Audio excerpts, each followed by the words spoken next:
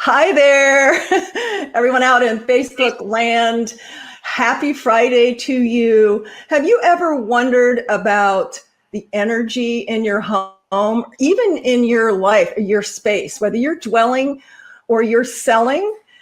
There are ways to increase the energy, not only for yourself and your family living in the home, but if you're selling your home for those potential buyers. And if you increase their energy and raise their energy, they're going to be excited. They're going to stay in the space longer. And the ultimate goal is to make an offer and buy your home. So I am so excited and privileged to have my guest this morning, who was just a sweetheart. She's from Seattle area, and she on the fly jumped in as my other Feng Shui artist. We're moving her out to 2 weeks because she had a family emergency. So thank you so much, Jenny, for jumping in. This is Jenny Hones from Three Frog Design. She is a designer. She is a Feng Shui consultant, master, and an author. And so we have an expert with us today to share with us all of the nuances and the energy raising techniques and tricks that you want to stay tuned to watch and learn and implement. So welcome, Jenny. Am I pronouncing your name right? Nakao Hones? Nakao. Hones. Yes, Nakao. I'm Japanese, so that's a Japanese name. Nakao, yes. Yes. Well, welcome so much. And again, thank you. I know it's a couple hours earlier there in Seattle. Thank you for having me, Kat. I'm so excited to be here. Me too. I just, people say a lot of things about the internet, Facebook, et cetera, but that's how you and I connected, and that's how I connect with a lot of people. And of course, we chat and meet beforehand to make sure we're a good fit. And I think based on our dialogue prior to going live, you and I could chit chat for the next couple hours and not run out of things to say, right? That's correct. That's correct. So our audience a little bit about, let's start off with, how did you get into the business, design / Feng Shui? Yes, I was a stay-at-home mom, actually, because my husband was in the shipping industry and we lived in various countries. Oh, okay. And so we lived I grew up in Tokyo. I'm from Honolulu originally. And then we moved to Singapore. We moved to the Middle East. And then when I came here, I had to find something I could do because I was, a stay-at-home mom, because in the other countries I couldn't work because of visa issues. So I decided to go back to school and I became an interior designer. Yeah. And then like everybody, I was reading all these Feng Shui books and I read stuff on the internet and I was very curious about it. Yes. And I also study a lot of Japanese cultural arts. One is ikebana, which is flower arrangement.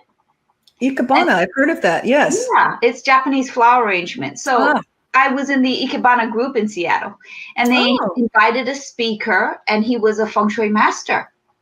And he talked about Feng Shui, and I thought, wow, I've, never met a real Feng Shui person. Right. And, so I asked him if he taught classes in Seattle, and he said yes. And that's how I started my Feng Shui journey. Wonderful. And I imagine that you bring with you just, how could you not, from all of the various exotic countries that you lived in. My experience having been in real estate for so many years and design and staging is that different cultures have different sensibilities. Like I would have one culture that had to have the door facing a certain way, and another culture that wasn't an issue, but they had to have this. So did you find that to be interesting, the various countries? Yes, every country has their own system, or the way they live is different. And so I had to learn the hard way. I made a lot of mistakes. That's what they call experience, right? That's the voice of experience, right? That you've fallen down and made mistakes and come out with a lot more knowledge to share with folks. Yeah. For example, when I moved to Kuwait, we had to look for a place to live. And then what I've noticed was, like in the West, your bathrooms are usually far away from your dining room. Yes. But what I found was all the bathrooms were right next to the dining room. And I couldn't figure out what country was that, Jenny? This is in Kuwait. In Kuwait. Okay. Yeah. And then it was very strange for me. And I asked somebody finally, and I said, why do they have a bathroom right next to the dining room? That's like the worst place. Yes. And they said, oh, no, it's because in their culture, they're Muslim, they wash before they eat. Ah. So they wash their, hands and feet and face and everything. So they're cleansed before they eat food. Oh, I love that. I'm so glad that's the answer. I was hoping it wasn't because they had digestive issues. They had to run to the bathroom quick. Yeah, so they're very clean, and they respect their food, and so that's a way to make it convenient for their guests and families. Yes. Years and years ago in Southern California, I ate it was Moroccan, which I think is similar, but they bring the bowls and you wash your hands before you actually, you sit on the floor, eat with your hands, but you wash your hands before you start eating with your hands. Yeah. So it wasn't for the bathroom. It really was to wash. A convenience to cleanse before the ritual of eating. Yes. Absolutely. Yes, because that, breaking bread, eating is so sacred and even ceremonial in, I would say, every country, right? Even our country, so much. So let's go back to energy.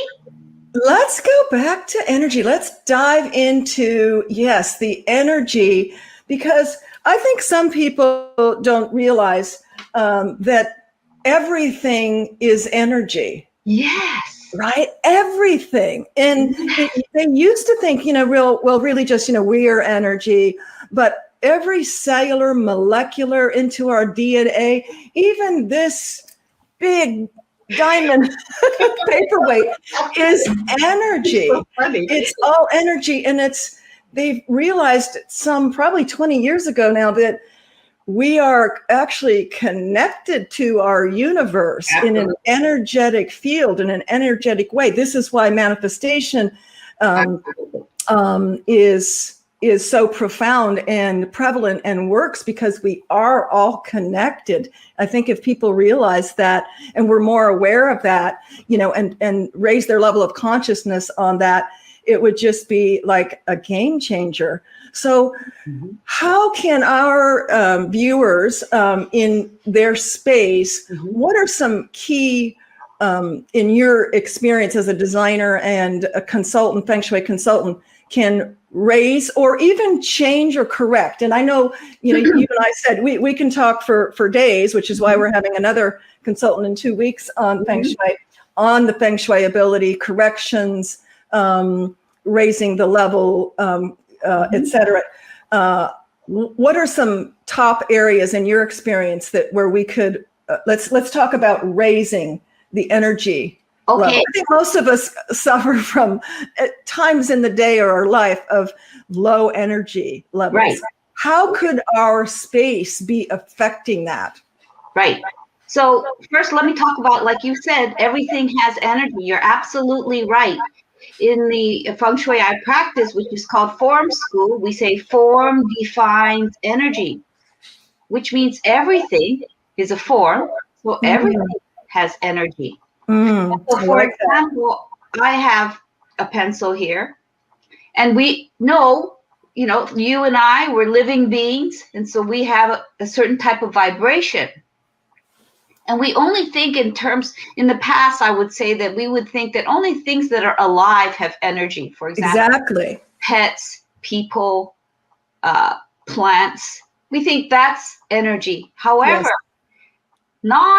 things that are not alive, inanimate things, actually do carry a form of energy. Yes. And we can assess that energy by its shape and also by its material.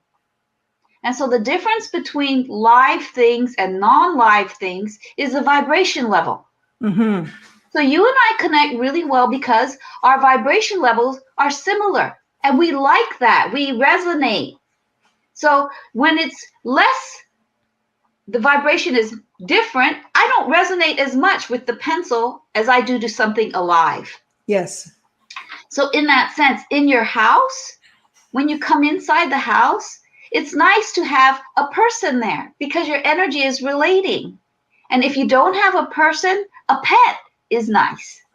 It's a little lower, different energy, different vibration, but it's still alive. Mm-hmm. And if you don't have pets, the next best thing is live plants.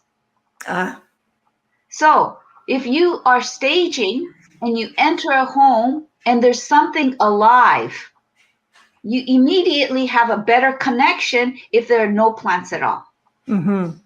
So if you open the front door, if they see something green, there's an affinity right there. Like this. That's right. There's an affinity. The energy vibration is close. So it's nice when you open that door and there's something green, you know? And so you think, oh, you're making an outdoor connection to an indoor connection. It's not a cold connection. There's a nice transition. I like that. So let me ask you if folks, you know, whether they're just living in their home or trying to sell their home, how do, say, right now we have a lot of, in fact, I just took about 20 pictures of all the sago palms that are all brown because of our snow here.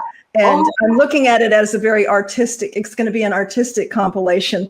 However, they will come back once you prune them all down, they will all come back. But in regular circumstances, if you've got dead plants on the porch or a dead tree, or how does that affect your energy? Yeah, it does affect your energy. It just kind of lowers it, you know, you don't feel as uplifted, you know. But you see, energy is not always constantly up. Just like the seasons, you know, in a natural environment, we go through seasons, and our body also, you know, kind of goes with the season. So for example, in spring, we're kind of ready to sprout. In summer, we're all out. In fall, we harvest. And thank you for bringing up spring. And for those of you who are watching, this is the first of our renewal and spring and March segments. So that's awesome that you bring up spring, because it's renewal, right? We start to hear the birds again. We start to see things bloom. That's right. So for example, it can go down, you know, in the wintertime, it's a time to rest. Oh, Kat, you're frozen for me. So let me talk about being connected to the energy. You know, when you have, is there a difference between real plants and artificial plants? Yes, there is, because the real plants actually, you know, gives off that vibration. And so because we're natural beings, we'll feel it as more than an artificial plant. But still, an artificial plant gives us the impression that it's real, because nowadays they look so real that it's good. You know, why not have an artificial plant if your space cannot use a real plant because it's, for example, too dark, you know, and especially if you're staging, it's very temporary. So go ahead and use the, there you are. Back. Oh, I don't know what happened. It must have been something on our side, the connection. I kept talking, just in case. Awesome. Hopefully you were still on, but maybe not. Could you, for the last 30 seconds, repeat, just in case our audience didn't hear that? Sorry, everybody. We had to check some technical difficulties. I was just talking about, is there a difference between real live plants and artificial plants? Yes, that you read my mind, because I would have asked you that. Yeah. So the connection, the energy connection is different. So, you know, because we are live and they are, the live plants are there. So there is a better energy connection, but still an artificial plant still does wonders, because some places in a house where you can't have a live plant, it makes you feel good. You know, it gives you a little bit of greenery, and, you know, it's good, but it's not as good as a live plant. So for those of us who have maybe a brown thumb, and that's really one of the reasons I think I had mentioned to you before we went live, that we have launched a division, Cat's Eye Decor and More, and we do custom biophilia.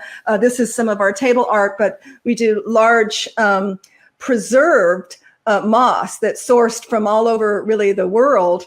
And it brings, it actually raises your endorphins seeing it, even though it was live and preserved. I think it's a step up from probably your plastic or silk arrangements because it was live material. Yes. Yes. Absolutely. And I think even, to your point on that, it doesn't raise your energy as much, artificial plants.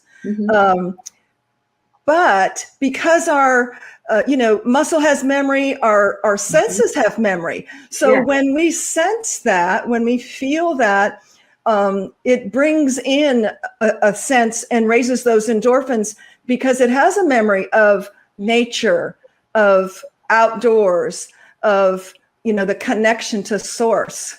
Would you agree with that? You're absolutely correct. Absolutely. Wonderful. So like we're talking about natural elements, and vibrations. So yes, like you said, your product is a natural but dried element. So it's just like wood. So we have a connection to wood more than we would, and pottery more than we would to, for example, plastic. And it's just because it's more natural. Yes. Yeah. And aren't we seeing, Jenny, from a design perspective, we're seeing the natural elements coming back into play more in terms of design, mixing the elements, the textures, the wood, the natural stone, the greenery, all of those things. I think we as humans, we kind of thirst, because we're so connected to our devices and our computers and our iPads and all of that. I think innately we're hungering to get back to the basics of our source and of nature. Are you seeing that in your design elements? Yes, we're seeing a lot of wood. We're seeing a lot of natural, like you say, natural elements. And I think part of that is also because we're trying to be more,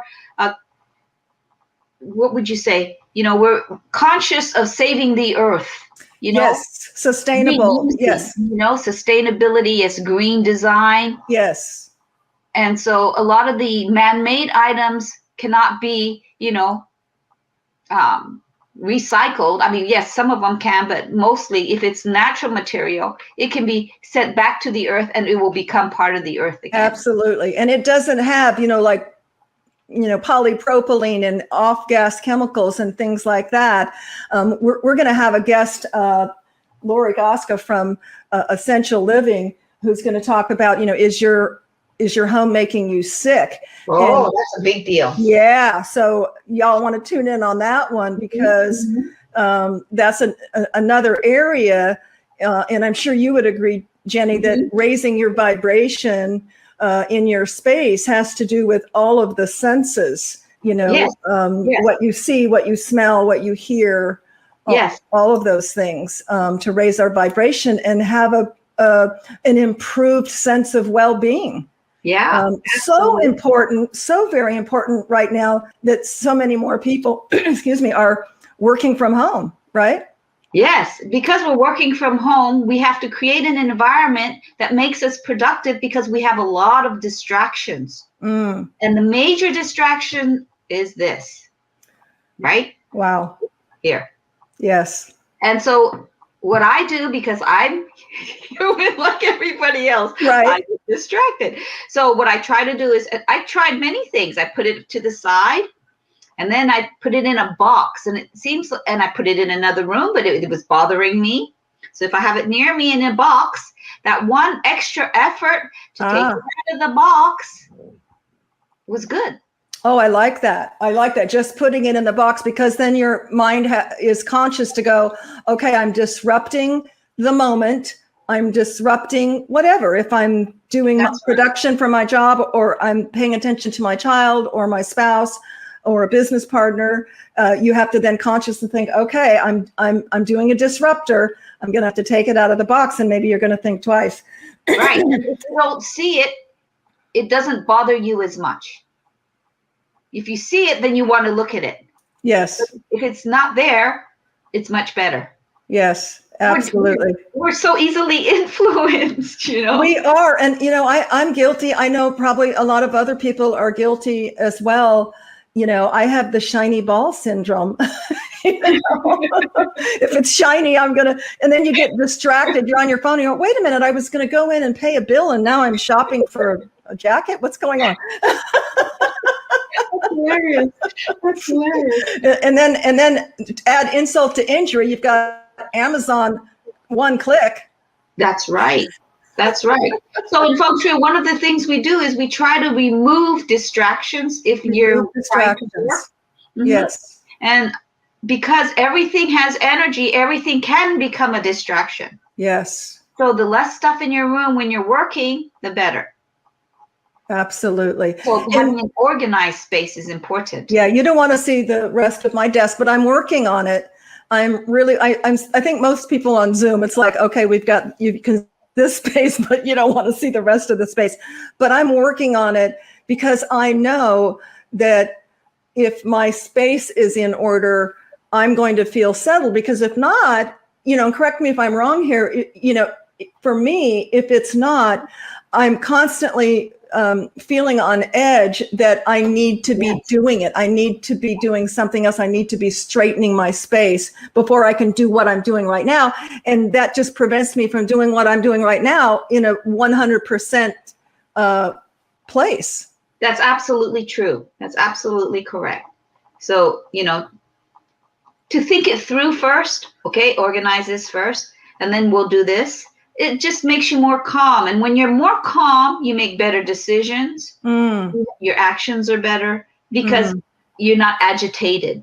Yes. Mm-hmm. Yes. And that's the key of Feng Shui. It's how do we make ourselves in a condition where we can make sense and we can make good decisions. Because every decision leads to some kind of result.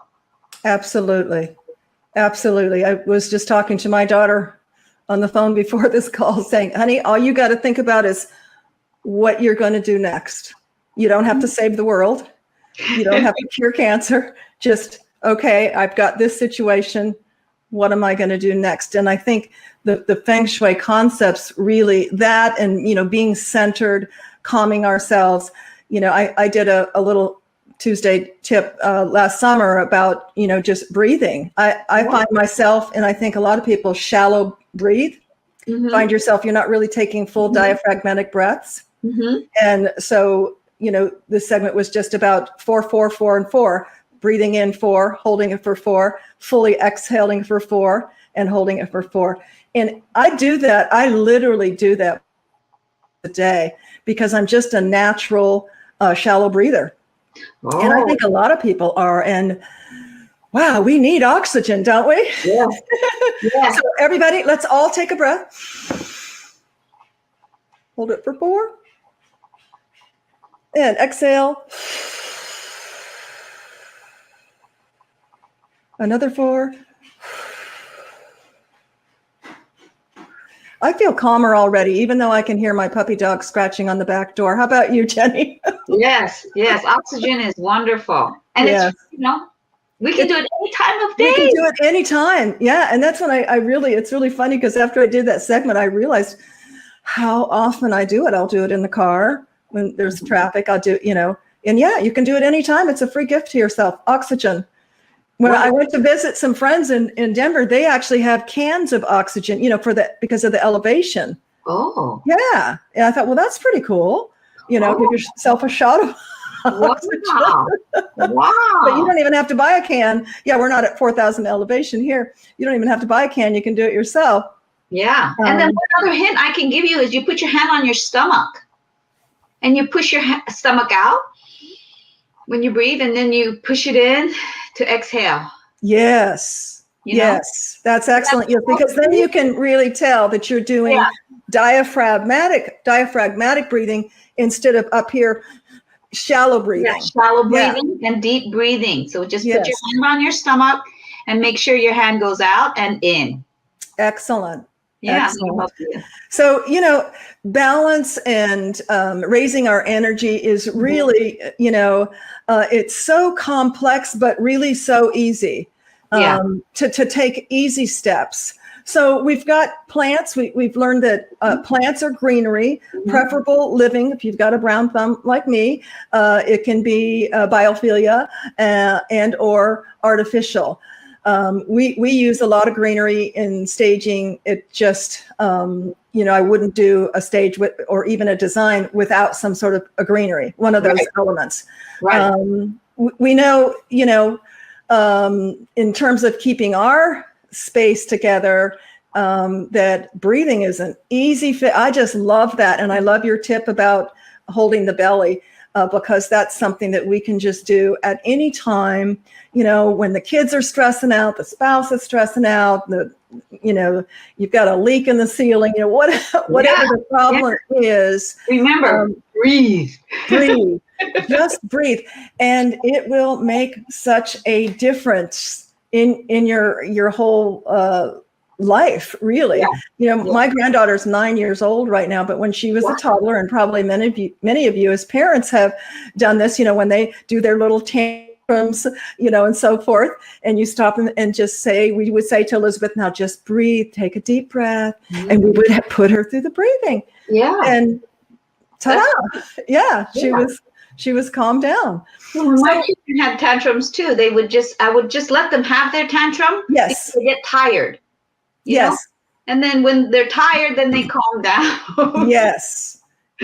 And that's another method too that works. Sometimes they don't tire and you have to intervene. But I think it's good to let kids, and really people too, go through your emotions, whatever they are, and then you'll come back cleansed. As long as you do it in a positive manner, you don't punch holes in the wall or say nasty things to people or whatever. So let's talk about placement. Because again, I know you as a professional designer and a Feng Shui consultant.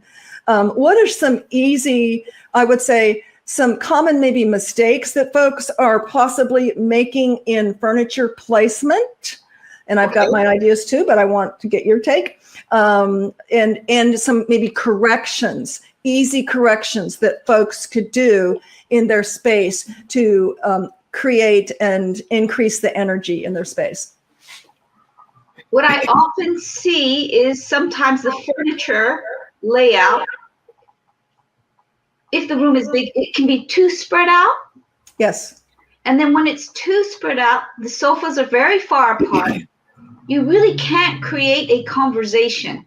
Yes. You end up shouting at each other because they're too far apart.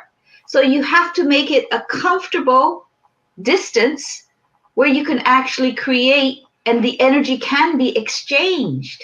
Absolutely. So that's one thing I see. I love that. And it's funny, that's the first thing that you bring up, because I see that so much. We do a lot of occupied consultation as well.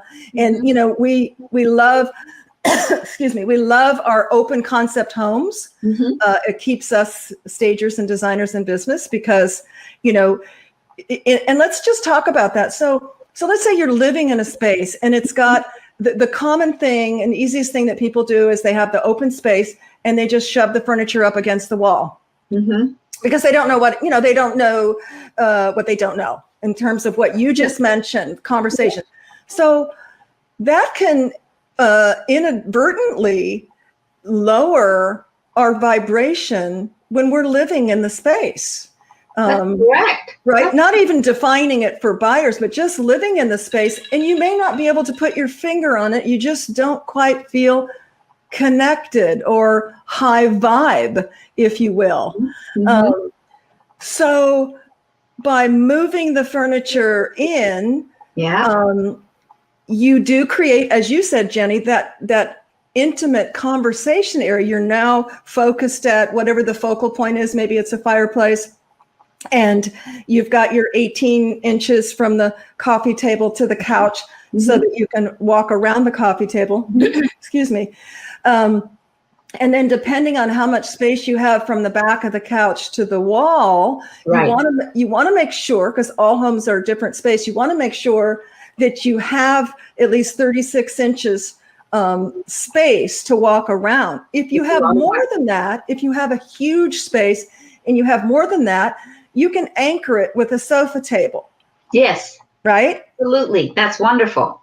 Yeah, you can anchor it and put something behind it so it looks like it's on purpose and not, oh, what's wrong with all that space? Yes, it doesn't look like it's floating. Like it's floating. Exactly. That's what prevents it from looking like it's floating. It's now anchored. Correct.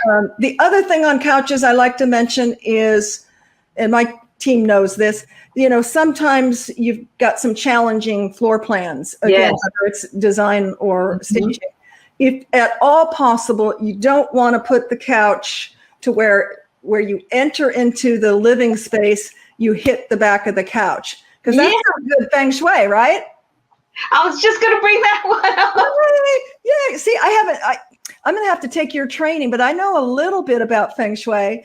Because that's not welcoming. No, exactly. And that's the bottom line. It's not welcoming. Yeah. And it makes the space look smaller, right? Yeah. Too.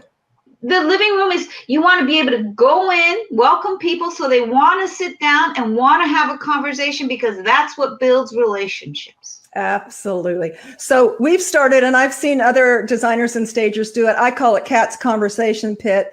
So when we do investor homes, oftentimes they have these formal living rooms in the older homes that we don't use anymore. So rather than making it a formal, because your buyer, who's probably going to be in their 30s or 40s, is going to go, what the heck is that?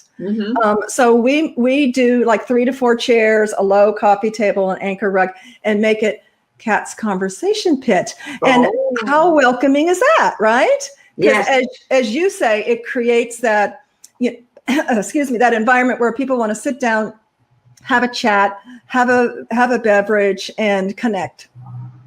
Well, funny you say that, Kat. I just did a couple years ago, I did a kind of a conversation pit like that for a client, because she had a formal dining room that the family never used. Right. And so we decided to make that her wine room.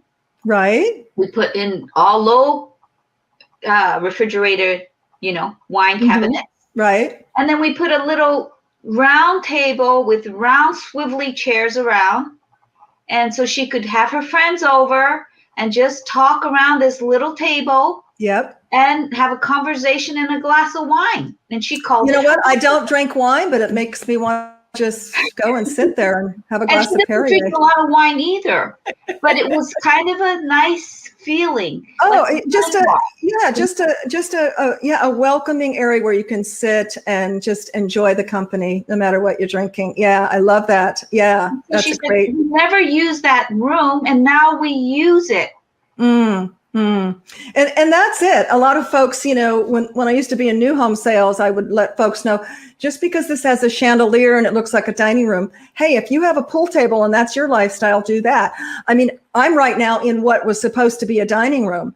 And it was too small for this big, heavy set I brought from California. So we had it as a library for many years. And now I took my desk out of my shared room with my granddaughter as her room when she comes over. And now I have my own office. Wonderful. So, create, relook at what your space is. Just because it has a chandelier, take out that chandelier and put something else and make it a room that fits you, whether it's a hobby room or a wine room or a study or whatever. Yeah. I love it. I love it.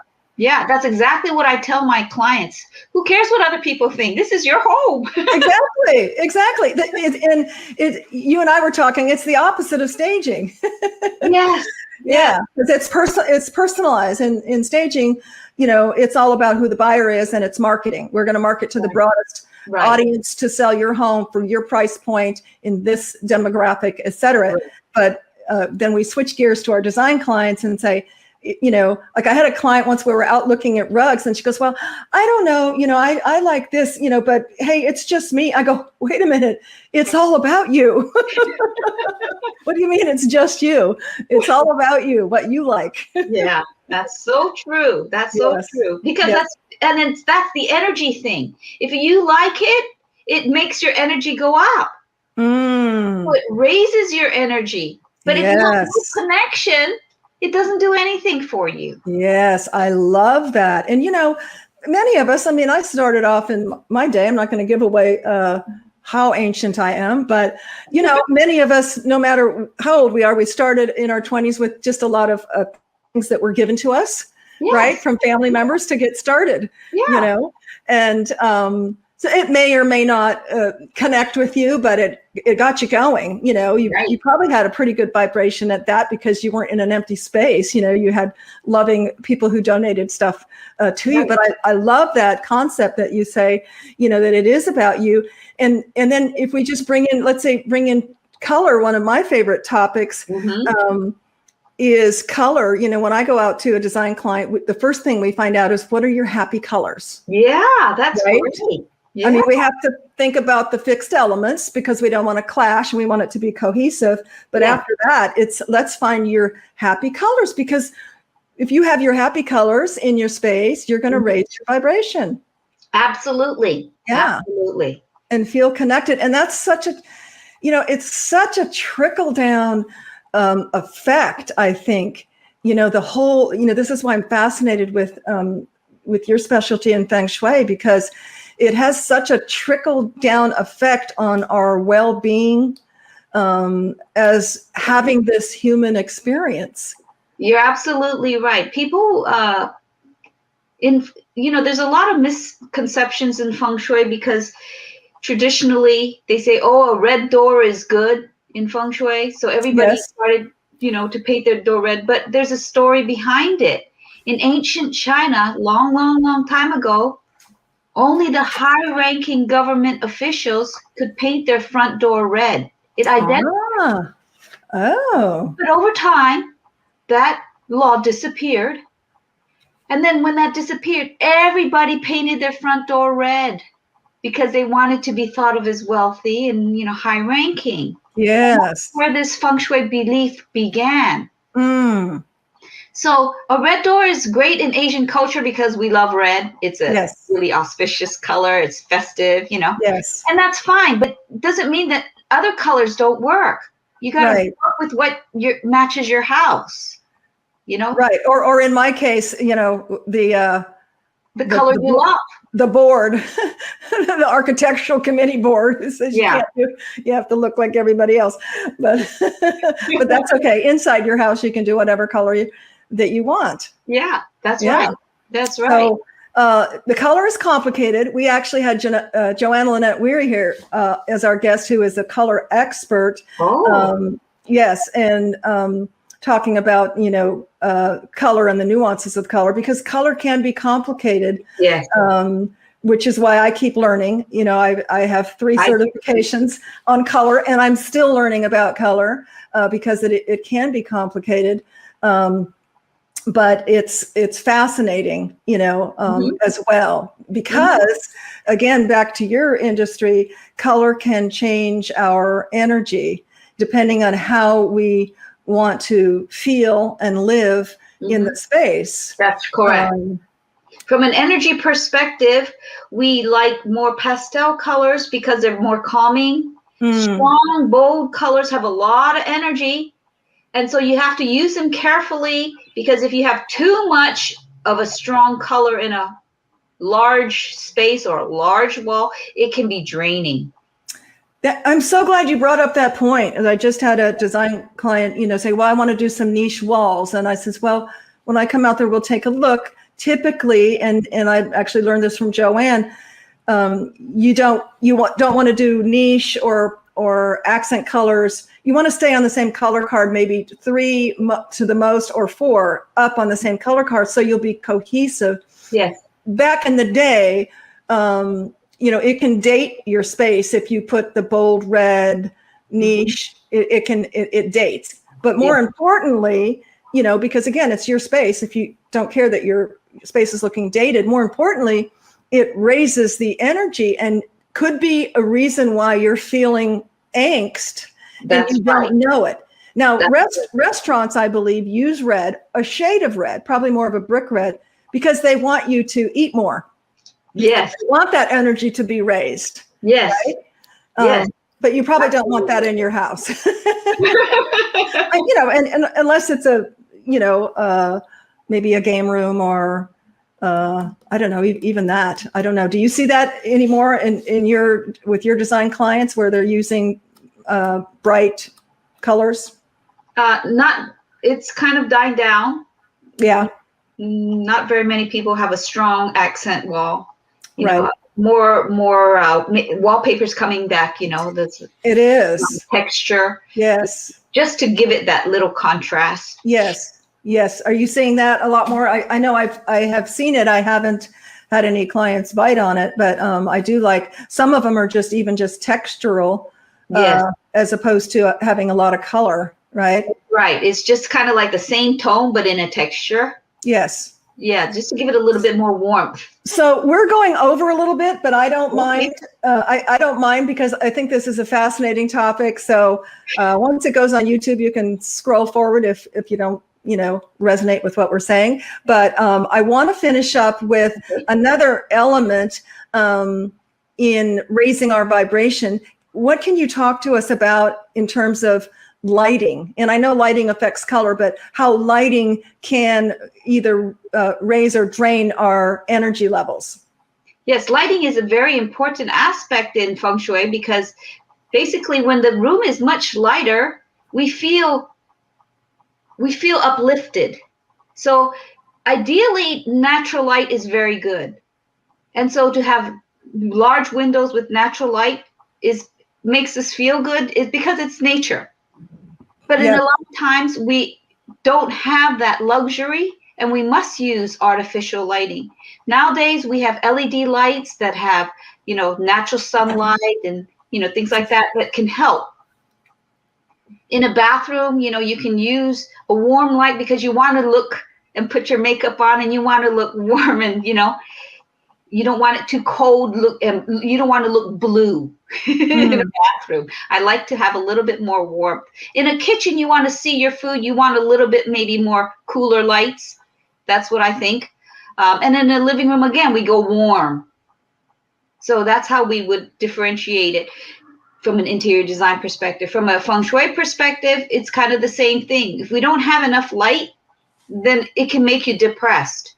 So turn on those lights. If you're feeling down, brighten up the room and you will feel better. You just will feel better. You will feel better. That's one of the first things we do when we go in, for staging. In fact, we did one recently. They had, all beautiful windows off the second balcony. It was a 3-story, potential light everywhere, but it was all kept with the shades drawn. And when you walked in, it looked very dark. And just by opening up those blinds alone, it was like another space. So that's a great tip. A lot of us, my husband's like this. If I didn't go and open up the shutters and everything, he'd probably just live in a cave. That's the first thing I do when I get up because it elevates my vibration. Yes. And my energy, as you mentioned. So if you're feeling down or you're feeling depressed, even if you don't really normally open up the shades, open them up. You'll feel better. You'll raise your vibration. Yes, absolutely. Absolutely. And open the windows. Sometimes you need, new air. Let the air flow too. Yes. Yeah, my husband's good at that. He will, that's a really good point because we get so incubated, don't we? With having the AC on and all of our, HVAC, heater and AC, that we sometimes are in a vacuum seal.